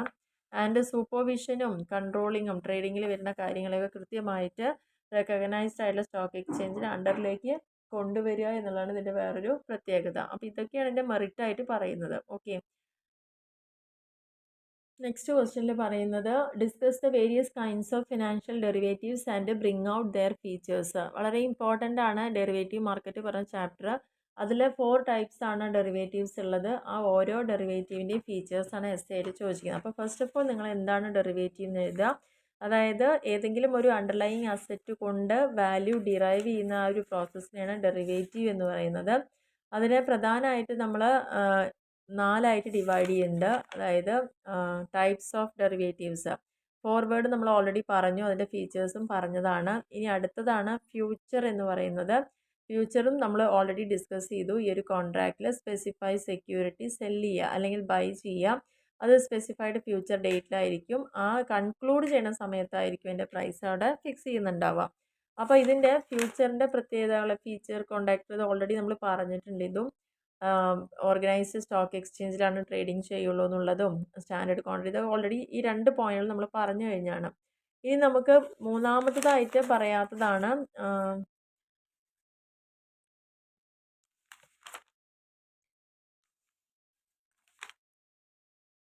സ്വാപ്സ് ആണ് മൂന്നാമത്തേത്. അപ്പോൾ ഫ്യൂച്ചർ, ഫോർവേഡ് ഇത് രണ്ടും കഴിഞ്ഞാൽ മൂന്നാമത്താണ് സ്വാപ്സ് എന്ന് പറയുന്നത്. സ്വാപ്പ് എന്ന് പറഞ്ഞാൽ exchange one set of cash flows for another. Swap എന്ന് പറയുന്നത് കോൺട്രാക്ട് ബിറ്റ്വീൻ 2 പാർട്ടീസ്. അതിൽ ഫസ്റ്റ് പാർട്ടി പ്രോമിസ് ചെയ്യാണ് ഒരു പേയ്മെൻറ്റ് സെക്കൻഡ് പാർട്ടിക്ക് കൊടുക്കാം. ആ promise set payment to the first. തിരിച്ച് രണ്ടുപേരും അങ്ങോട്ടും ഇങ്ങോട്ടും ഒരു പ്രോമിസ് കൊടുക്കണം ഇന്ന ഡേറ്റിന് പേയ്മെൻറ്റ് ചെയ്യാന്നുള്ളത്. ആ 2 പേയ്മെൻറ്റ്സും നടക്കുന്നത് ഒരു സ്പെസിഫൈഡ് ഡേറ്റിനായിരിക്കും. ഡിഫറെൻറ്റ് ഫോർമുലാസ് ആണ് ഇത് ഡിറ്റർമിൻ ചെയ്യാൻ വേണ്ടിയിട്ട് യൂസ് ചെയ്യുന്നത് എന്നുള്ളതാണ് പറയുന്നത്. ഇവിടെ 2 പാർട്ടീസ് തമ്മിലുള്ള അഗ്രിമെൻ്റ് ആണ്. അവരുടെ അസറ്റ് എക്സ്ചേഞ്ച് ചെയ്യാം. അവർ തമ്മിലുള്ള ഒരു ഫിനാൻഷ്യൽ ഒബ്ലിഗേഷൻസ്, ഒരു ക്യാഷ് ഫ്ലോ ഒരു സ്പെസിഫൈഡ് ആയിട്ടുള്ള ടൈം പീരീഡിൽ പ്രീ ഡിറ്റർമിൻ ചെയ്തിരിക്കുന്ന ഇൻ്റർവെല്ലിൽ തന്നെ ആയിരിക്കും അത് നടക്കുക എന്നുള്ളതാണ് പറയുന്നത്. ഇതൊരു പ്രൈവറ്റ് അറേഞ്ച്മെൻ്റ് ആണ്. ക്യാഷ് ഫ്ലോ ഫ്യൂച്ചറിൽ വരുന്നത് എന്നുള്ളതിൻ്റെ ഒരു പ്രൈവറ്റ് അറേഞ്ച്മെൻ്റ് ആണ് പറയുന്നത്. അപ്പോൾ ഇതിൻ്റെ ഒരു അഡ്വാൻറ്റേജ് അല്ലെങ്കിൽ അതിൻ്റെ ഒരു ഫീച്ചേഴ്സ് എന്ന് പറയുന്നത് പ്രധാനമായിട്ടും സ്വാപ്പ് കുറച്ചുകൂടി ചീപ്പറാണ്, ഫ്ലെക്സിബിലിറ്റി കൂടുതലാണ്. അതുപോലെ ലോങ്ങർ ടേം ഫ്യൂച്ചറിനെക്കാട്ടിലും ലോങ്ങർ ടേമിലേക്ക് യൂസ് ചെയ്യുക എന്നുള്ളതും, പിന്നെ പറഞ്ഞത് ഇങ്ങനെ സ്വാപ്സ് യൂസ് ചെയ്തിട്ട് കമ്പനിക്ക് ബെറ്റർ മാച്ച് അവരുടെ ലയബിലിറ്റിയും റവന്യൂസിനെയൊക്കെ ബാലൻസ് ചെയ്യാൻ പറ്റുന്നു എന്നൊക്കെയാണ് ഇതിൻ്റെ പ്രത്യേകത എന്ന് പറയുന്നത്. അപ്പോൾ ഫോർവേഡ് കോൺട്രാക്റ്റും ഫ്യൂച്ചർ കോൺട്രാക്റ്റും സ്വാപ്സും അതിൻ്റെയൊക്കെ ഫീച്ചേഴ്സുമാണ്. പിന്നെ ഒരു കാര്യം കൂടി ഉള്ളത് ഓപ്ഷൻസ് ആണ്. ഓപ്ഷൻ കോൺട്രാക്റ്റ് ആണ് അവിടെ പറയുന്നത്. അവിടെ ആ പേര് തന്നെ നമുക്ക് അറിയാൻ പറ്റും. ഓപ്ഷൻസ് എന്ന് പറയുന്നത് എന്താ, കോൺട്രാക്റ്റ് ആണ്. അതിൽ ബിറ്റ്വീൻ അവിടെ 2 ആളുകളാണ് ഉള്ളത്, സെല്ലേഴ്സും ബയേഴ്സും. അവിടെ ഒരു റൈറ്റ് കൊടുക്കണം, ഒബ്ലിഗേഷൻ അല്ല, ഒരു റൈറ്റ്. അവർക്ക് ആ ഒരു അസറ്റ് പ്രീ ഡിറ്റർമിൻ പ്രൈസിൽ ഒരു സ്പെസിഫൈഡ് പീരീഡ് എൻഡ് ചെയ്യുന്ന ഡേറ്റിനോ അതിന് മുന്നേ ആയിട്ട് അവർക്കത് വാങ്ങുകയോ വിൽക്കുകയോ ചെയ്യാൻ നിങ്ങൾക്ക് വേണമെങ്കിൽ ഒരു സാധ്യത അല്ലെങ്കിൽ ഒരു ഓപ്ഷൻ അവിടെ കൊടുക്കുകയാണ് ചെയ്യുന്നത്. It obliges the seller or writer. സെല്ലറിനെ ഇവിടെ റൈറ്റർ എന്നുള്ള പേരിലും അറിയപ്പെടും കേട്ടോ. Writer to deliver and entitle the buyer without obligation to buy stated quantity. ബയർക്ക് എന്താ വെച്ചാൽ പറഞ്ഞ ക്വാണ്ടിറ്റി ബൈ ചെയ്യണമെന്ന് കരാറൊന്നുമില്ല. അവിടെ സ്റ്റേറ്റഡ് ക്വാളിറ്റിയും ഒക്കെ ഫ്യൂച്ചർ ഡേറ്റിൽ പറഞ്ഞിട്ടുണ്ടെങ്കിലും അവിടെ ഒരു ഓപ്ഷൻ മാത്രമാണ്, വേണമെങ്കിൽ വാങ്ങാം അല്ലെങ്കിൽ അവർക്കത് ക്യാൻസൽ ചെയ്യാന്നുള്ളത്. അവിടെ കോൺട്രാക്റ്റ് ആണ്. അവിടെ ഓണർക്ക് ഒരു right to buy and sell a security എന്നുള്ളതാണ് അതിൻ്റെ പ്രത്യേകത എന്ന് പറയുന്നത്. ഇനി ഈ ഓപ്ഷൻ്റെ ബേസിക് ഫീച്ചേഴ്സ് 4 തരത്തിലുള്ള ഡെറിവേറ്റീവിൻ്റെ ഫീച്ചേഴ്സും ചോദിച്ചിട്ടുണ്ട്. ഓപ്ഷൻ എന്ന് പറയുന്നത് അത് എക്സൈസ് ചെയ്യുന്നത് ഓൺലി ഓണർ ആയിരിക്കും എന്നുള്ളതാണ് പറഞ്ഞത്. Namely the buyer of the option. ഓണറിന് ലിമിറ്റഡ് ലയബിലിറ്റി ഉണ്ടായിരിക്കുക. ആൻഡ് ഓണർക്കുള്ള ഓപ്ഷനും അതുപോലെ അവർക്ക് വോട്ടിംഗ് റൈറ്റ് ഉണ്ടാവില്ല, ഡിവിഡൻഡ് റൈറ്റും ഉണ്ടായിരിക്കില്ല. ഹൈ ഡിഗ്രി ഓഫ് റിസ്ക് ഉണ്ടായിരിക്കും ഓപ്ഷൻ സെല്ലേഴ്സിന്, റൈറ്റേഴ്സ് എന്ന് പറയുമ്പോൾ. And buying counter positions by the option sellers, flexibility ഉണ്ടായിരിക്കും. പ്രത്യേകിച്ച് സർട്ടിഫിക്കറ്റ്സ് ഒന്നും ഇഷ്യൂ ചെയ്യില്ല. ആൻഡ് ഓപ്ഷൻസ് വളരെ പോപ്പുലറാണ്. കാരണം ഇവിടെ ബയ്യർക്ക് ഒരു കാര്യം അലൗ ചെയ്ത് കൊടുക്കുക, profit from favourable movement in exchange rate.